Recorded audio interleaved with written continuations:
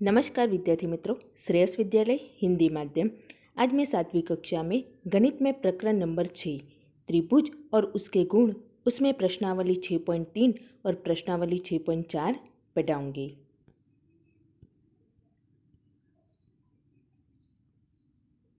त्रिभुज के कोणों के योग का गुण।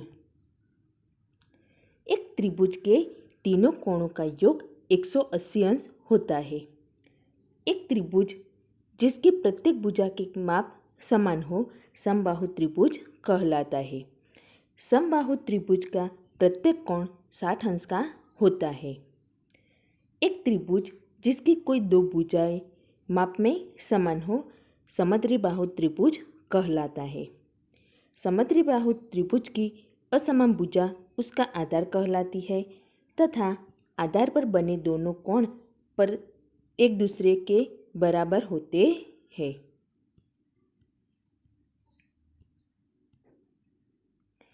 त्रिभुज की भुजा के संबंधित गुण।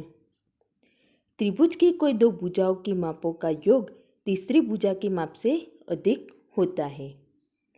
त्रिभुज की कोई दो भुजा की मापों का अंतर तीसरी भुजा के माप से कम होता है। ये दोनों गुण किसी त्रिभुज की रचना की संभावना बताने में उपयोगी होते हैं जबकि उसकी तीनों भुजाओं की माप दी हो। समकोण त्रिभुज में समकोण के सामने वाली भुजा कर्ण तथा अन्य दोनों भुजाएं उनके पाद कहलाती है। अब हम बात करते हैं प्रश्नावली 6.3 की। उसमें प्रश्न नंबर 1 में दिया है निम्नांकित आकृतियों में अज्ञात x का मान ज्ञात कीजिए। तो हमें ये जो आकृति दी है उसमें हमें ये अज्ञात x का माप ज्ञात करना है। तो त्रिभुज ABC में तो त्रिभुज तीनों कोणों का योग 180 अंश होता है। तो त्रिभुज कोण योग नियम से कोण A, इसकी जगह पे आप कोण A प्लस कोण B प्लस कोण C बराबर 180 अंश लिख सकते हो। अब कोण A का माप है x, कोण B का है 50 अंश, कोण C का है 60 अंश बराबर 180 अंश। तो ये x प्लस 50 अंश प्लस 60 अंश बराबर 180 अंश। तो x प्लस ये 50 प्लस 60 करेंगे तो 110 अंश मिलेगा बराबर 180 अंश। अब ये x के साथ ये 110 अंश प्लस से जुड़ा है तो ये साइड जाएगा तो माइनस होगा। तो x बराबर 180 अंश माइनस 110 अंश। तो x बराबर मिलता है 70 अंश। तो ये जो x है उसकी कीमत है 70 अंश। दूसरा त्रिभुज दिया है त्रिभुज PQR में कोण P प्लस कोण Q प्लस कोण R बराबर 180 अंश। तो कोण P है 90 अंश प्लस 30 अंश प्लस x बराबर 180 अंश। तो ये 90 अंश प्लस 30 अंश करेंगे तो 120 अंश मिलेगा प्लस x बराबर 180 अंश। अब ये x के साथ 120 प्लस से जुड़ा है तो ये साइड जाएगा तो माइनस होगा। तो x बराबर 180 अंश माइनस 120 अंश तो मिलता है 60 अंश। तो x की कीमत है 60 अंश। तो ऐसे ही आपको ये जो बाकी के हैं वो होमवर्क में करना है। इसमें ये माप दिया है x x x। तो आपको क्या करना है x प्लस x बराबर 180 अंश। तो x प्लस x 3x होगा बराबर 180 अंश। तो x बराबर 180 अंश बटे में 3 तो x बराबर 60 अंश मिलेगा। ऐसे ही इसमें ये 2x है, x है और ये 90 है तो 90 अंश प्लस 3x बराबर 180 अंश। तो ऐसे ही आपको ये गिनना है। अब हम बात करते हैं प्रश्न नंबर 2 की। निम्नांकित आकृति में अज्ञात x और y का मान ज्ञात कीजिए। तो हमें ये पहली आकृति दी है। ये कोण है x, ये 50 अंश है, ये y है और ये 120 अंश है। तो क्या होगा ये 50 अंश और ये x बराबर 120 अंश होगा त्रिभुज के बाह्य कोण गुण से। तो x बराबर 120 अंश माइनस 50 अंश, तो x बराबर मिलता है 70 अंश। अब त्रिभुज के तीनों कोणों का योग 180 अंश होता है त्रिभुज कोण योग नियम से। तो 50 अंश प्लस x प्लस y बराबर 180 अंश। तो ये 50 अंश प्लस x की मिली 70 अंश प्लस y बराबर 180 अंश। ये 50 प्लस 70 120 अंश होगा प्लस ये y बराबर 180 अंश। तो y बराबर मिलेगा 180 अंश माइनस 120 अंश, तो y बराबर मिलता है 60 अंश। ऐसे ही हम दूसरा देखते हैं। ये है 80 अंश, ये y है, ये x है और ये 50 अंश है। तो y बराबर कितना होगा 80 अंश। ऊर्ध्वाधर सम्मुख कोण है तो ये y की कीमत कितनी होगी, ये ऊर्ध्वाधर सम्मुख कोण है तो y बराबर 80 अंश होगा। अब त्रिभुज के तीनों कोणों का योग 180 होता है तो त्रिभुज कोण योग नियम से देखो ये 50 अंश y अंश x, तो 50 अंश प्लस x प्लस y बराबर 180 अंश। तो ये 50 अंश, ये x और ये y की कीमत है 80 अंश। तो 50 अंश प्लस 80 अंश प्लस x बराबर 180 अंश। तो ये 50 प्लस 80 अंश करेंगे तो हमें मिलेगा 130 अंश प्लस x बराबर 180 अंश। तो x बराबर 180 अंश माइनस 130 अंश, तो x बराबर मिलेगा 50 अंश। तो y की है 80 अंश और x की है 50 अंश। तो ऐसे ही आपको ये जो बाकी के हैं वो होमवर्क में करना है। अब हम बात करते हैं प्रश्नावली 6.4 की। उसमें प्रश्न नंबर 1 में दिया है निम्न दी गई भुजाओं की मापों से क्या कोई त्रिभुज संभव है। तो हमें ये ऐसी ये भुजाओं से त्रिभुज संभव है कि नहीं है वो बताना है। तो उसमें पहला है 2 सेंटीमीटर, 3 सेंटीमीटर, 5 सेंटीमीटर। तो हम जानते हैं कि एक त्रिभुज की कोई दो भुजाओं के मापों का योग तीसरी भुजा की माप से अधिक होती है। तो ये 2 सेंटीमीटर, 3 सेंटीमीटर, 5 सेंटीमीटर। तो ये 2 प्लस 3 ग्रेटर देन 5 ये संभव नहीं है। 2 प्लस 5 ग्रेटर देन 3 ये संभव है क्योंकि ये 7 होगा और ये 3 से बड़ा है। और ये 3 प्लस 5 ग्रेटर देन 2 ये भी संभव है, अतः त्रिभुज संभव नहीं है।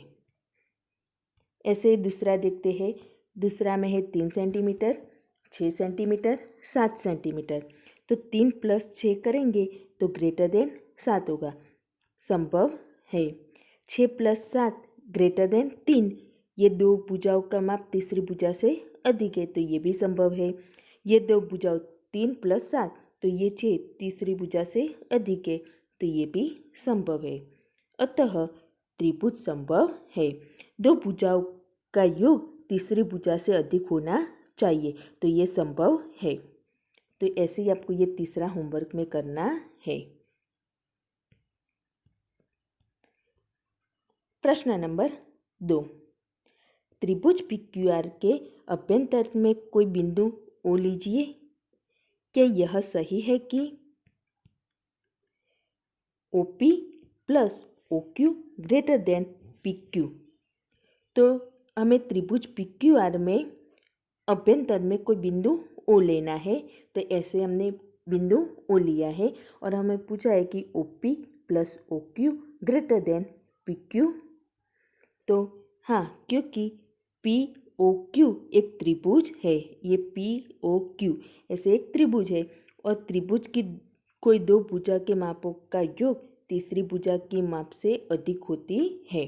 तो ये OP OQ ये तीसरी भुजा है उससे अधिक ही होगा, ये दो भुजाओं का योग ये तीसरी भुजा से अधिक होगा। दूसरा है OQ plus OR। Greater than Q R. तो हाँ, क्योंकि आर क्यू ओ एक त्रिभुज है और त्रिभुज की कोई दो भुजाओं की मापों का योग तीसरी भुजा की माप से अधिक होती है। तीसरा है O R plus O P greater than R P. तो हाँ, क्योंकि आर ओ पी, ये आर ओ पी ये वाला त्रिभुज एक त्रिभुज है और त्रिभुज की कोई दो भुजाओं के मापों का योग तीसरी भुजा की माप से अधिक होता है। तो आर ओ पी में एक त्रिभुज है और त्रिभुज की कोई दो भुजाओं के मापों का योग तीसरी भुजा की माप से अधिक होती है। प्रश्न नंबर 3, त्रिभुज एबीसी की एक माध्यिका एम है। बताइए कि क्या A B plus B C plus C A greater than 2am। तो हम जानते हैं कि एक त्रिभुज की कोई दो भुजाओं के मापों का योग तीसरी भुजा की माप से अधिक होती है। तो ऐसे हमने ये माध्यिका एम ली।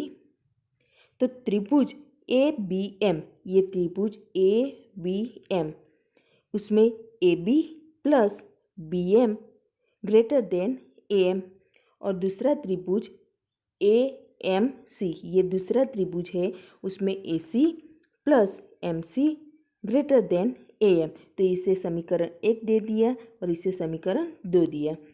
अब समीकरण 1 और 2 को जोड़ने पर, तो समीकरण 1 और 2 को जोड़ते हैं तो क्या होगा, A B plus B M plus A C plus M C greater than A M plus A M. तो ये A B plus A C और ये B M plus M C, ये B M plus M C, तो क्या होगा, B C होगा। तो A B plus A C plus B C और ये ग्रेटर देन 2am। अतः यह सत्य है। प्रश्न number 4, A B C D एक चतुर्भुज है। क्या A B plus B C plus C D plus D A greater than A C plus B D. तो ऐसे हमने ये चतुर्भुज ए बी सी डी बना दिया। तो हम जानते हैं कि एक त्रिभुज की कोई दो भुजाओं के मापों का योग तीसरी भुजा की माप से अधिक होती है। तो ऐसे ये चतुर्भुज है। तो त्रिभुज ए बी सी में, तो ये त्रिभुज ए बी सी, उसमें A B plus B C greater than A C. तो ये समीकरण 1 दिया। अब त्रिभुज ए डी सी में, ये ए डी सी ये दूसरा त्रिभुज, तो उसमें A D plus D C greater than A C होगा। ये समीकरण 2 दे दिया। अब त्रिभुज डी सी बी, ये डी सी बी ये त्रिभुज के लिए D C plus C B greater than D B, ये समीकरण 3 दिया। और त्रिभुज ए डी बी ये त्रिभुज के लिए A D plus A B greater than D B. अब समीकरण 1, 2, 3 और 4 को जोड़ने पर, तो ये A B plus B C plus A D plus D C plus D C plus C B plus A D plus A B greater than A C plus B D plus B D. तो क्या होगा, ये A B 2 बार है, B C 2 बार है, A D 2 बार है और D C 2 बार है। Greater than इसमें ए सी 2 बार है और डी बी 2 बार है। तो क्या होगा, ये 2ab plus 2bc plus 2ad plus 2dc greater than 2 कौंस में ac प्लस db। तो 2, ये सब में से 2 कॉमन निकाला, तो 2 कौंस में ab plus bc plus ad plus dc greater then 2 कौंस में ac प्लस db। तो ये दोनों साइड 2 कट जाएगा। तो ab plus bc plus ad plus dc greater than ac plus D B. तो A B plus B C plus C D plus D A greater than A C plus D B. तो यह सत्य है। प्रश्न number 5, A B C D एक चतुर्भुज है। क्या A B plus B C plus C D plus D A less than 2 कौंस में A C plus B D. तो आपको ये होमवर्क में करना है। प्रश्न नंबर 6, एक त्रिभुज की दो भुजाओं की माप 12 सेंटीमीटर तथा 15 सेंटीमीटर है। इसकी तीसरी भुजा की माप किन दो मापों के बीच में होनी चाहिए। तो हम जानते हैं कि एक त्रिभुज की कोई दो भुजा के मापों का योग तीसरी भुजा के माप से अधिक होती है। तो दिया है कि त्रिभुज की दो भुजाएं 12 सेंटीमीटर और 15 सेंटीमीटर है। अतः तीसरी भुजा दोनों भुजाओं के योग ये 12 प्लस 15 बराबर 27 सेंटीमीटर से छोटी होगी। तो तीसरी भुजा दोनों भुजा के अंतर 15 माइनस 12 बराबर 3 सेंटीमीटर से बड़ी होनी चाहिए। तो इसलिए तीसरी भुजा 3 सेंटीमीटर से बड़ी तथा 27 सेंटीमीटर से छोटी होनी चाहिए। तो विद्यार्थी मित्रों, आपको ये प्रश्नावली 6.3 और प्रश्नावली 6.4 गणित की नोटबुक में लिखनी है।